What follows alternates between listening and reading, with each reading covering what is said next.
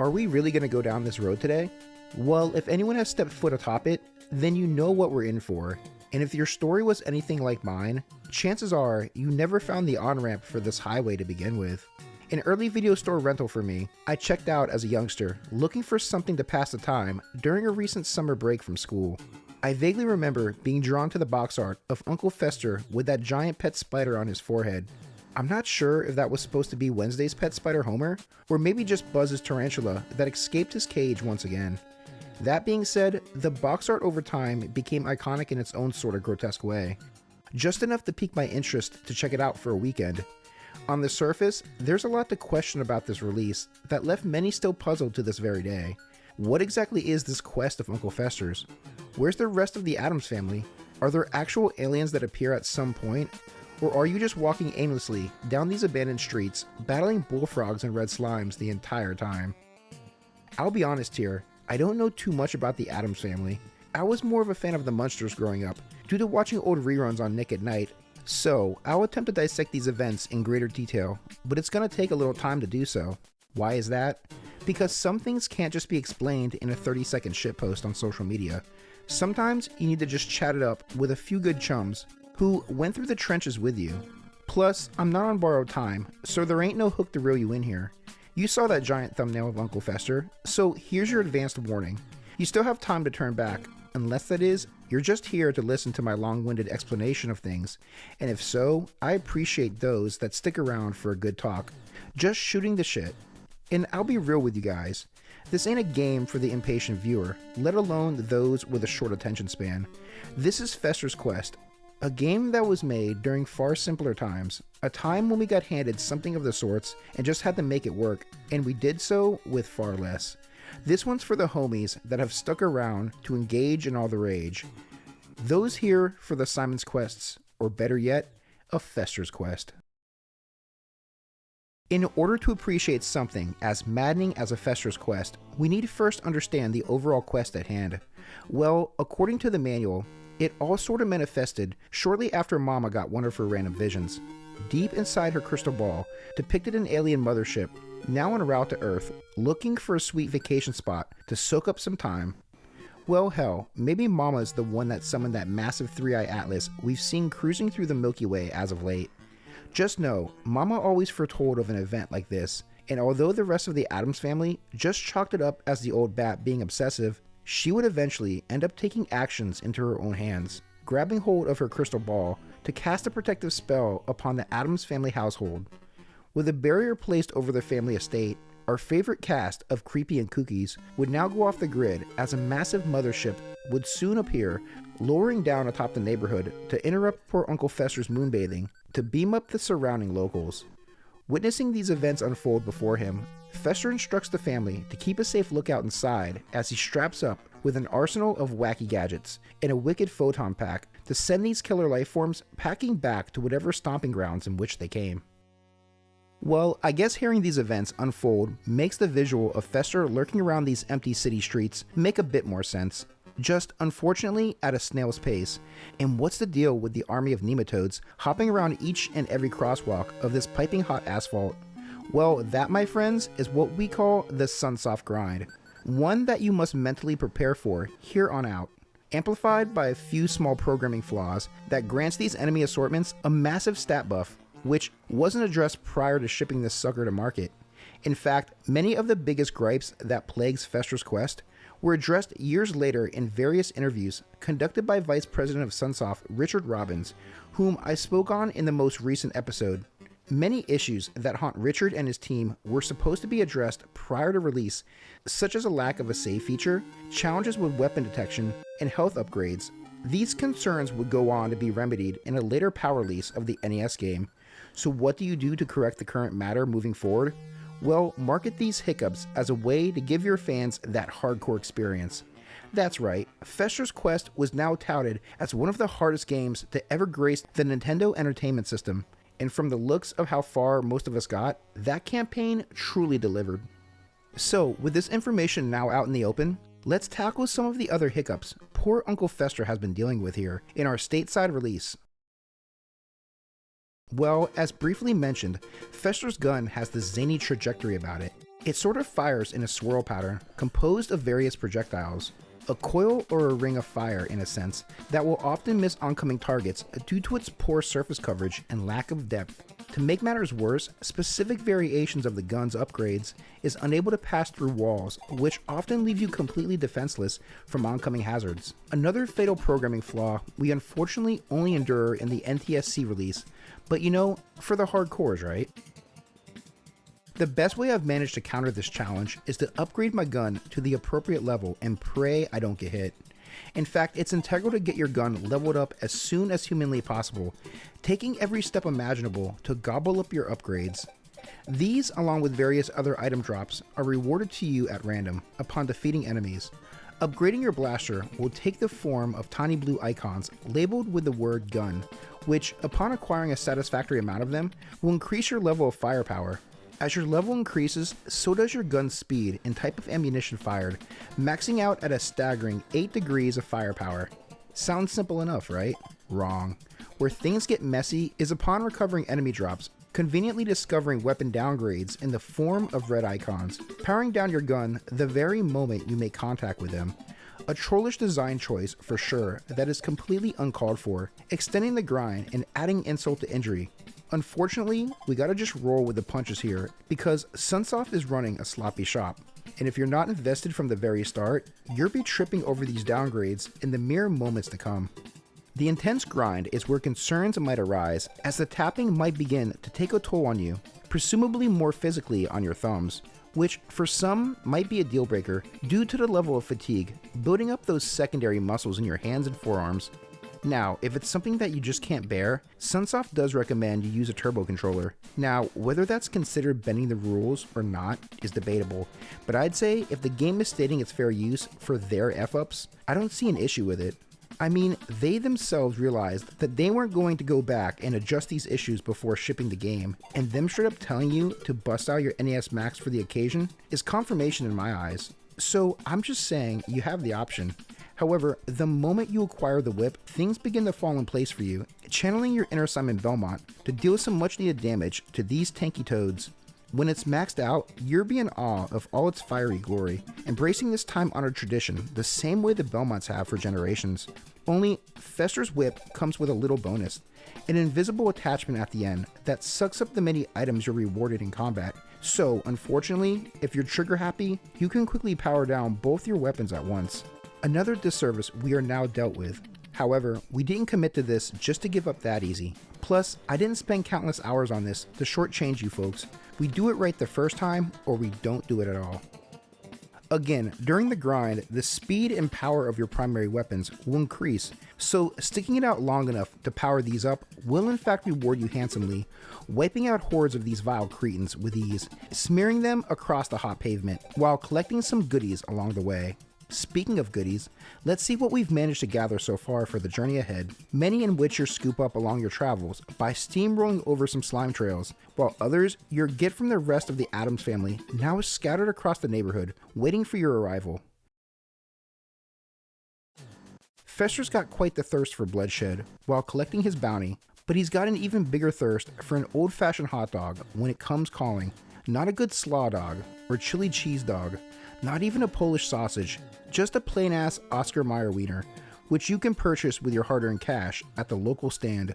They're $5 a pop and will refill your health, so be sure to stack up the coins in your piggy bank, because you never know when another craving will hit.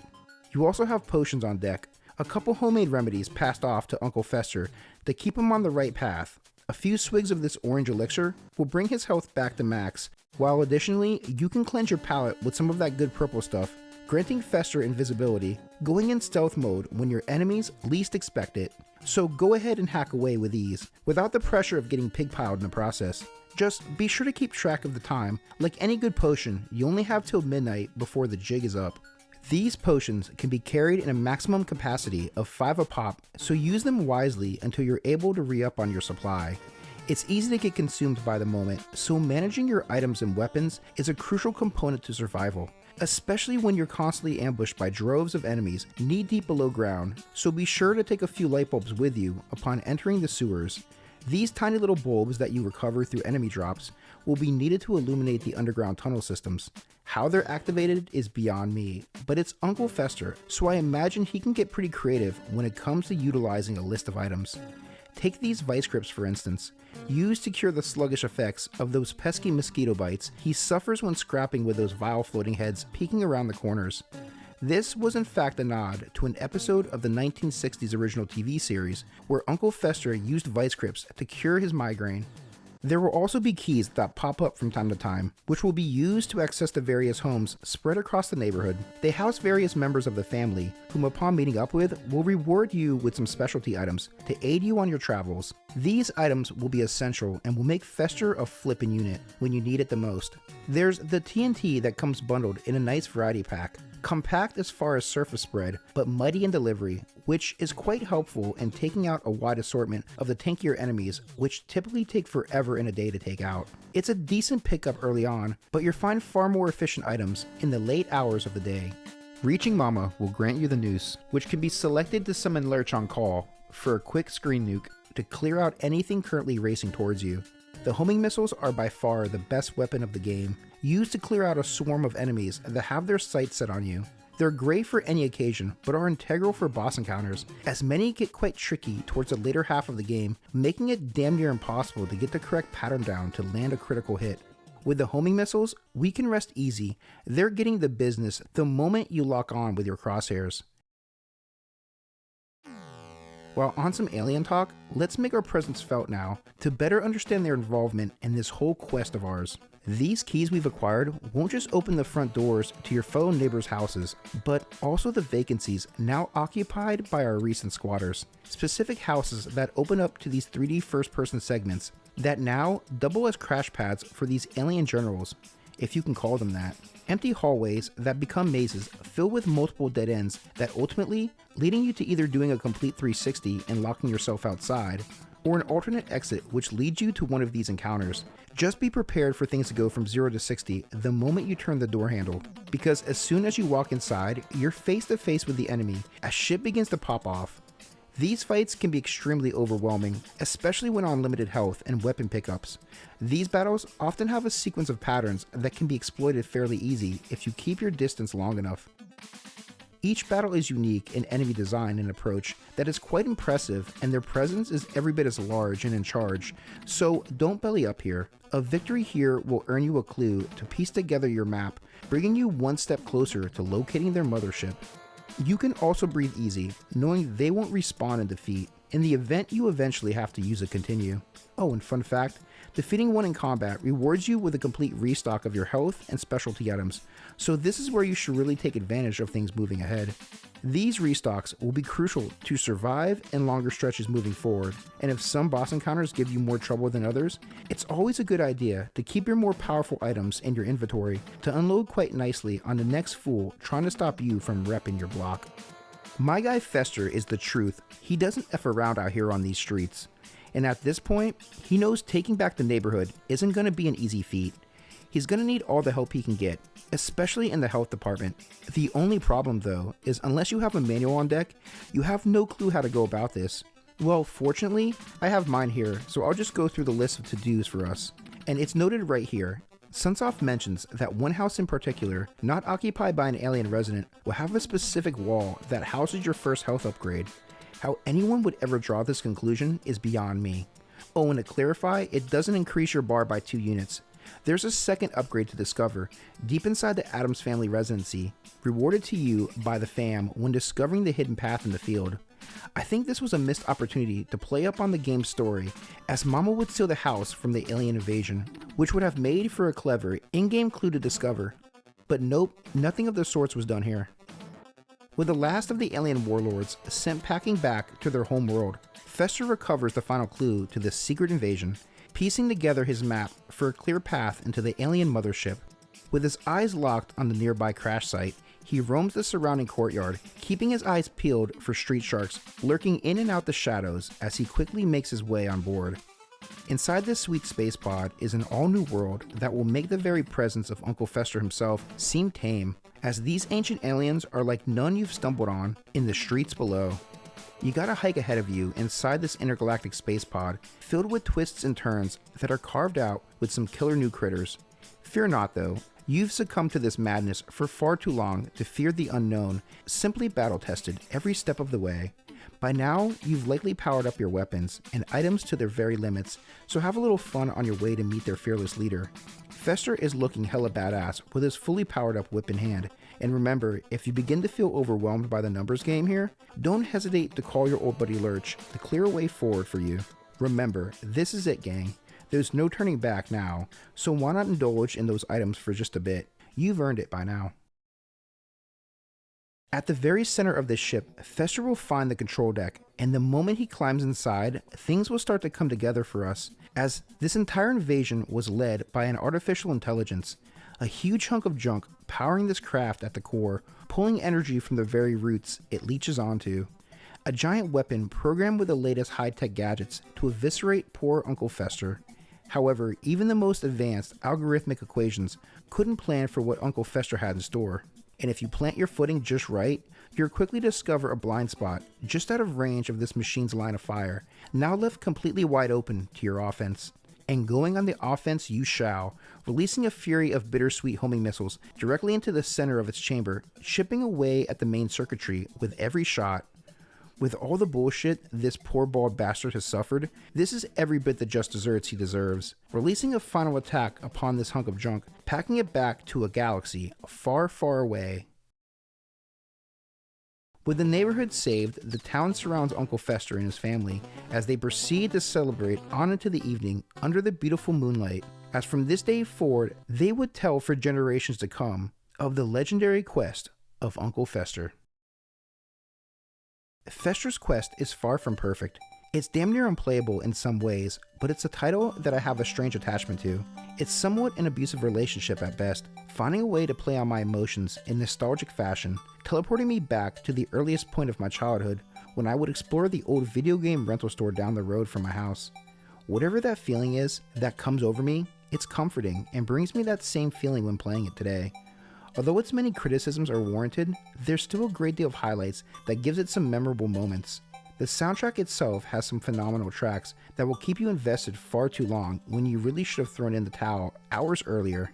Pair that with a quirky arrangement of items and power-ups, and you'll soon realize that if this was given a few more months to simmer, it may have been a real contender, alongside many of the NES licensed franchises we speak so highly of today. There's a solid amount of unused content in the game files that really play up on this potential. Additional big bosses would have surfaced, along with additional power-ups and music that would amplify the action. Perhaps they could have tossed around a few more elements here or there, maybe add some additional playable characters from the Addams family to assist you along the way. Hell, you might as well throw an overhead map in while you're at it. If Fester's quest could have got that same treatment many of the NES greats we speak of did, then the possibilities would have been endless. Unfortunately, it's one of those rare occasions I was handed a dud, and to be honest, I was okay with that, because it was my dud, one which I picked. They can't all be winners, you know. Besides, who decided to put this tiny little pea shooter in poor Uncle Fester's hands to begin with? And to make matters worse, you're not mastering anything with these controls. Also, would it have hurt to spruce up these sprites just a bit, and give the title a good name change? Let's see, what else could we have called this?